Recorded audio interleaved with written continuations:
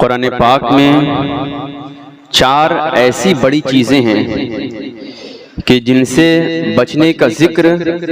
اللہ تبارک و تعالیٰ نے صاف طور پر قرآن پاک میں ارشاد فرمایا ہے، اور وہ 4 بڑی چیزیں کیا کیا ہیں، یعنی وہ اتنی اہم اور اتنی بڑی چیزیں ہیں کہ اس سے بچنے کے لیے اللہ تبارک و تعالیٰ نے صاف اس کا نام لے کر قرآن پاک میں آیت کریمہ نازل فرمائی ہے۔ تو اس سے اس بڑی چیزیں کی اہمیت کا پتہ چلتا ہے کہ واقعی کہ جس کا ذکر صراحت کے ساتھ اور ان چیزوں کا ذکر اللہ تبارک و تعالیٰ نے اس آیت کریمہ کے ساتھ اور بھی دوسری آیت کریمہ میں فرمایا ہے۔ اب وہ کون چیزیں ہیں تو آپ غور سے سنیں، اور اگر کوئی ان چیزوں کا شکار ہے تو اس سے بچنے کی بھی کوشش کریں۔ اللہ فرماتا ہے یا ایھا الذین آمنوا ان الخمر والمیسر والانصاب والازلام، اللہ کہتا ہے اے ایمان والو، بے شک شراب، ان الخمر والمیسر، میسرہ جوئے کو کہتے ہیں۔ آگے اللہ ارشاد فرماتا ہے ان الخمر والمیسر، بے شک شراب، جوا، والانصاب، اور آگے اللہ فرماتا ہے تیسری چیز کے بارے میں بت۔ حالانکہ ہم اہل اسلام ہیں لیکن بت کی بھی تشریحات، تفسیرات محدثین نے الگ کی ہے۔ بت سے بھی بچنے کا حکم فرمایا ہے۔ آگے ارشاد فرمایا والازلام، ازلام اسے کہتے ہیں کہ جو فال نکالتے ہیں، پانسا پھینک کر فیوچر اور مستقبل کی باتوں کو بتاتے ہیں، فال نکالتے ہیں کہ تمہارے ساتھ ایسا ہونے والا ہے۔ اب تھوڑی میں تشریحات ان 4 چیزوں کی میں آپ کے سامنے پیش کروں گا۔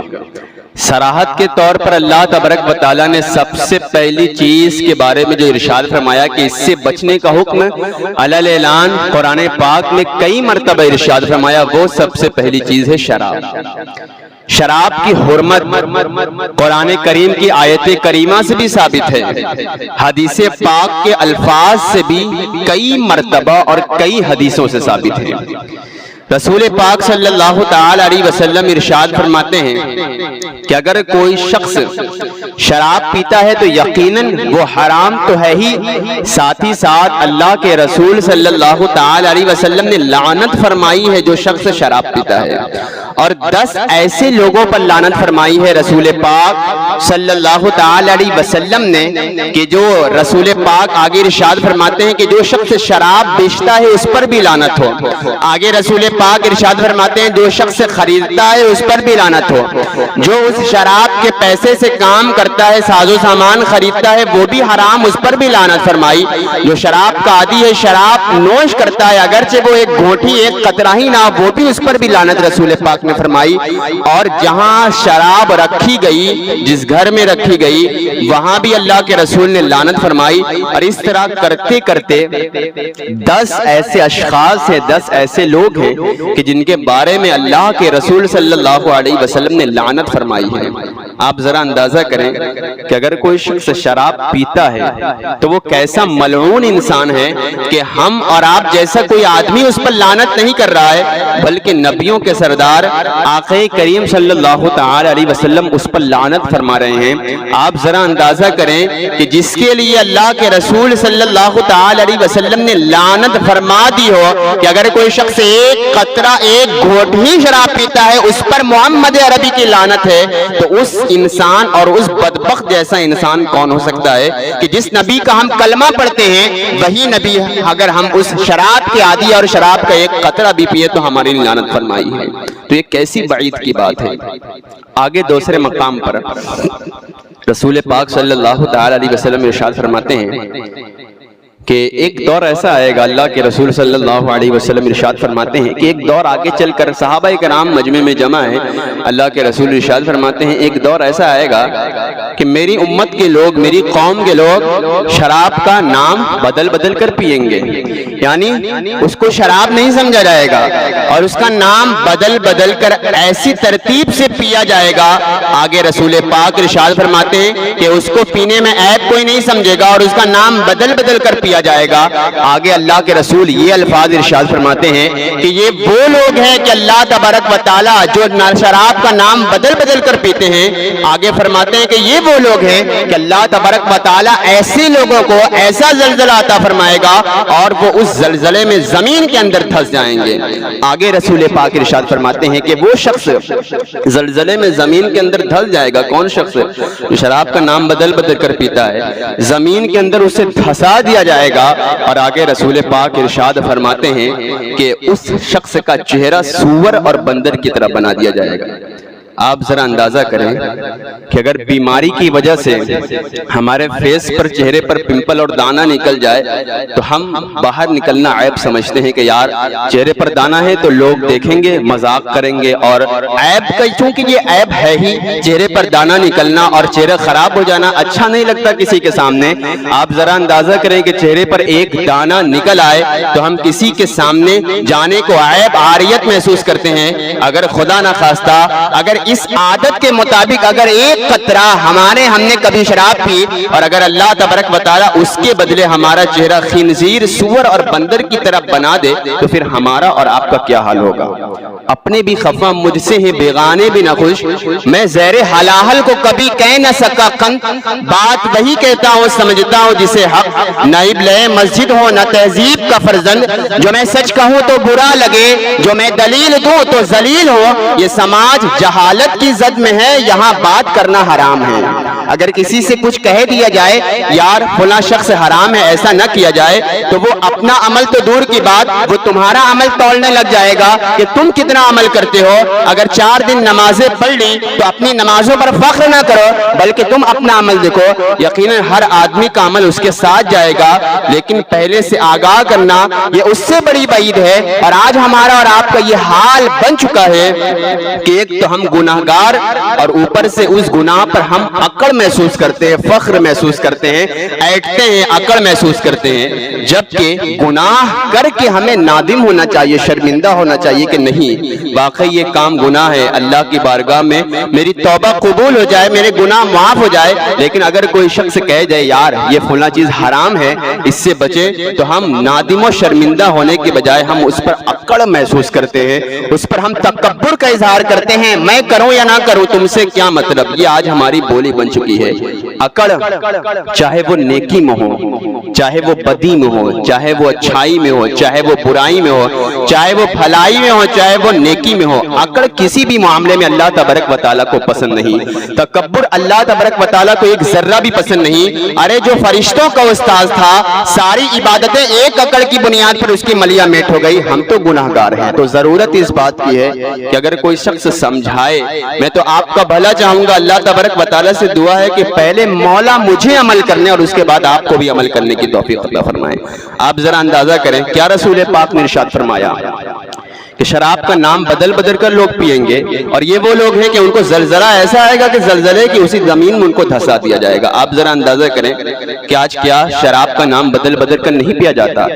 آج بڑی بڑی شادیوں میں بزنس مین شراب کو پینا ایک فخر محسوس کرتے ہیں، آج اس کو اچھا سمجھا جاتا ہے، کبھی وائن کے نام پر، کبھی کوریکس کے نام پر، کبھی الگ الگ اس کا نام دیا جاتا ہے۔ آج تو کولڈ ڈرنکس میں کبھی ریڈ بل کے نام پر اور طرح طرح کے اس طرح شراب کے اس میں قطرے ملائے جاتے ہیں، اور ہمیں اور آپ کو پتہ تک نہیں چلتا، اور برابر ہم اس کو پیے جاتے ہیں، اور اس محمد عربی کے لعنت کے ہم شکار ہوتے جا رہے ہیں۔ کبھی بھانگ کے نام پر، اور آج یہ کہا جاتا ہے کہ تھوڑی سی پینے سے کچھ نہیں ہوتا، اس سے باڈی میں اسٹرانگنس پیدا ہوتی ہے، باڈی اچھا فیل کرتی ہے، اس سے تھکان محسوس نہیں ہوتی، نیند اچھی آتی ہے، اور طرح طرح کی ہم نے اس طرح کی شراب کا نام بدل بدل کر نوش کیا، اور اس طرح ہم محمد عربی کی لعنت کے شکار ہوتے گئے۔ اور وہ دن دور نہیں، اللہ نہ کرے ایسا دن آئے کہ اگر ایسا ہوا کہ ہم زمین میں دھسا دیے جائیں اور ہمارا چہرہ بندر اور سور کی طرح بنا دیا جائے تو پھر ہمارا اور آپ کا کیا حال ہوگا؟ تو یہ ایسی چیز ہے شراب، اگرچہ ایک قطرہ ہو، لیکن آج معاشرے میں دیکھا جاتا ہے چاہے وہ بڑے ہوں، چاہے وہ چھوٹے ہوں، چاہے وہ نوجوان ہو، چاہے وہ امیر ہو، چاہے وہ غریب ہو، مسلمان تو غیر مسلم تو مسلم، آج مسلمان بھی اس عادت کے شکار ہیں۔ اب ذرا اندازہ کریں، ہم اسلام کے ماننے والے ہیں، ہم اہل مسلمان ہیں، مسلمان کا کام شراب پینا نہیں بلکہ شراب کو ترک کرنا تھا۔ صحابہ کرام رضوان اللہ تعالی علیہم اجمعین کے زمانے میں جب شراب کی حرمت کی آیت نازل ہوئی، پہلے صحابہ کرام نے چند قطرے شراب کا نوش فرمایا تھا، اور حضرت ابو طلحہ رضی اللہ تعالی عنہ اور حضرت انس رضی اللہ تعالی عنہ، ایک دن کا واقعہ ایسا ہوا کہ صحابہ کرام تشریف فرما تھے، اور حضرت انس جو تھے وہ سب کو شراب دیکھتے تھے اور شراب سب کو پلاتے تھے، اور حضرت ابو طلحہ انصاری رضی اللہ تعالی عنہ بھی شراب پیتے تھے۔ یہ اس وقت کا معاملہ تھا جب تک شراب حرام نہ ہوئی تھی۔ کوئی اس سے یہ نہ سمجھے کہ صحابہ کرام کی بے ادبی کا کوئی شخص شکار ہو، ایسا نہیں، بلکہ صحابہ تو وہ ہیں کہ جن کی نیکی کا صدقہ آج ہمارے اوپر ہیں تو ہم یہاں تک کھڑے اور عذاب سے بچے ہوئے ہیں۔ یہ اس وقت کی بات تھی جبکہ شراب کی حرمت ابھی آیت نازل نہ ہوئی تھی، ابھی تک شراب نہیں ہوئی تھی۔ حضرت انس سب کو شراب لے کر پلاتے تھے، اور حضرت ابو طلحہ رضی اللہ تعالی عنہ بہت زیادہ شراب کے عادی تھے، اور صحابہ کرام کی محفل لگی تھی۔ اللہ کے رسول صلی اللہ تعالی علیہ وسلم کے زمانے کی یہ بات ہے، تو حضرت انس رضی اللہ تعالی عنہ بیان کرتے ہیں کہ ہم لوگ ایک محفل میں تھے، شراب کی جو محفل سجی ہوئی تھی، اور اگر آپ ذرا اندازہ کریں کہ اگر کوئی شراب کا عادی ہو تو اس کو اس شراب کی لت چھوڑانا بہت مشکل بات ہے، لیکن اگر اللہ تعالیٰ جس کو چاہے، اگر اللہ کی توفیق مل جائے تو یقیناً وہ بندہ بچ سکتا ہے، اگر اس کے دل میں یہ ارادہ بن جائے کہ واقعی مجھے شراب چھوڑنا ہے۔ تو ارشاد فرماتے ہیں حضرت انس، شراب کی محفل لگی ہوئی ہی میں خانہ لگ رہا تھا، اور حضرت انس الگ الگ سب کو شراب دے رہے تھے۔ اتنے میں باہر کسی نے صحابی نے اعلان کیا کہ شراب حرام کر دی گئی ہے۔ رسول پاک صلی اللہ تعالی علیہ وسلم نے ارشاد فرمایا ہے کہ شراب حرام ہو چکی ہے، اب کوئی شخص شراب نہ پیے۔ حضرت انس کہتے ہیں کہ میرے ہاتھ میں شراب کا پیالہ تھا اور میں سب کو شراب دے رہا تھا، اور بھی صحابہ کرام تھے۔ جیسے ہی باہر کی آواز آئی کہ کوئی اعلان کرنے والا اعلان کر رہا ہے کہ آج سے شراب حرام ہو گئی، میں باہر گیا، کیا بات ہے؟ کہا رسول پاک صلی اللہ علیہ وسلم کا فرمان ابھی صادر ہوا ہے کہ شراب حرام کر دی گئی ہے، اب کوئی شراب نہ پیے۔ لیکن وہ کیسے مسلمان لوگ تھے، کیسے حضرت انس اور حضرت ابو طلحہ اور صحابہ کرام تھے، انہوں نے یہ نہیں سوچا آج تو شراب کی محفل سجی ہے، آج پی لو اور کل سے شراب بند کیا جائے، ابھی جو گھونٹ ہمارے ہاتھ میں پیالہ ہے، گلاس ہے، ابھی اس گھونٹ کو مار لو، اس کے بعد شراب کو نہ پیوں گا۔ لیکن وہ کیسے ایمان والے لوگ تھے۔ حضرت انس کہتے ہیں اچھا رسول پاک نے فرما دیا ہے کہ شراب حرام ہو گئی، یہ نہیں پوچھا کب سے حرام ہوئی، اب رسول پاک نے فرما دیا تو حضرت ابو طلحہ بھی کھڑے ہو گئے اور حضرت انس بھی کھڑے ہو گئے۔ کہا اب مصطفیٰ جان رحمت کا فرمان آ گیا ہے، اللہ کا حکم آ چکا ہے کہ اب سے شراب حرام، تو لہذا ہم شراب اگرچہ ہمارے گلاس میں ہے اب ہم نہیں پیئیں گے، ہم شراب کو بہا دیں گے۔ حضرت انس کہتے ہیں کہ وہ دن ایسا دن تھا کہ مدینے کی گلیوں میں آج شراب بہ رہی تھی، ہر صحابی اپنے اپنے گھروں سے شراب نکال کر بہا رہا تھا، یہاں تک کہ حضرت انس ارشاد فرماتے ہیں کہ جو شراب کا بڑا بڑا گھڑا تھا،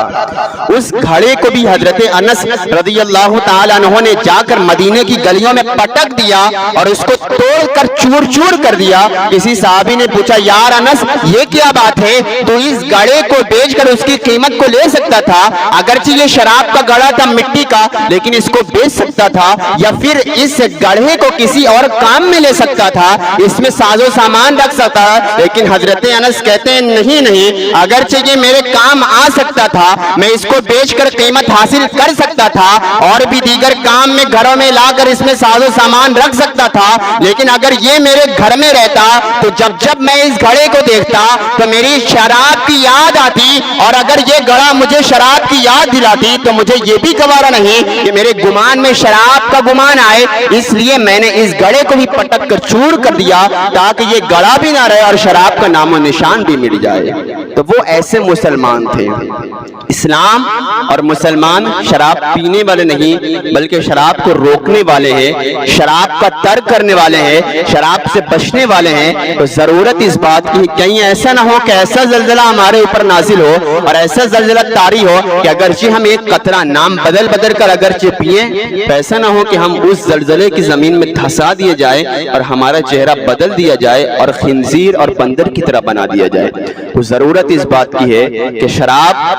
سے خود بھی بچیں اور دوسروں کو بچانے کی تلقین کرے۔ اور یہ جو آج رواج چل پڑا ہے کہ شراب کو اچھا سمجھ کر استعمال کیا جاتا ہے یا اس کا نام بدل بدل کر پیا جاتا ہے، تو اس بات سے بچے، اس کی تحقیق کرے، تھوڑا سا علم حاصل کرے اور جہاں تک ہو سکے خود بھی بچیں اور دوسروں کو بچانے کی کوشش کرے۔ اور دوسری بات آگے اللہ ارشاد فرماتا ہے، اس پر روشنی تھوڑی سی ڈال کر میں اپنی گفتگو تمام کر دینا چاہوں گا۔ پہلی بات ان الخمر کا ذکر کیا گیا کہ شراب علی الاعلان طور پر حرام ہے، اور اس کے بارے میں قرآن میں کئی آیت کریمہ میں ذکر ہے۔ آگے اللہ ارشاد فرماتا ہے ان الخمر والمیسر،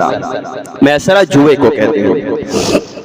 جوا بھی کئی طرح کا ہوتا ہے، آپ ذرا اندازہ کریں کہ جیسے ہی آپ دیکھیں سٹے بازی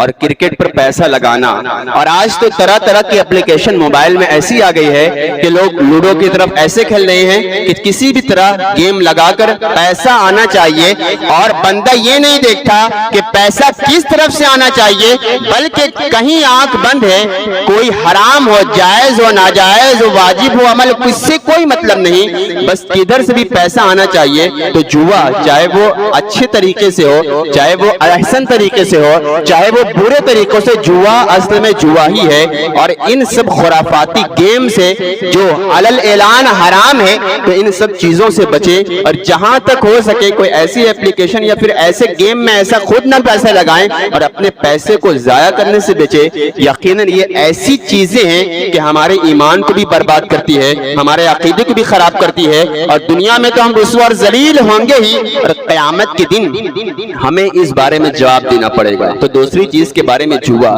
پیسہ ڈبل ہو جائے یا پیسہ زیادہ ملے یا ایک سامان کے بدلے دو سامان ملے، طرح طرح کے ایک مرتبہ آپ اپنے علماء سے جوے کی تفصیل پوچھ سکتے ہیں۔ آگے اللہ ارشاد فرماتا ہے والازلام والانصاب والازلام، آگے اللہ ارشاد فرماتا ہے بت پرستی۔ بت پرستی یعنی عبادت، اللہ کے علاوہ کسی اور کی عبادت، تو یہ مشرکین کے زمانے میں ہوا کرتی تھی، لیکن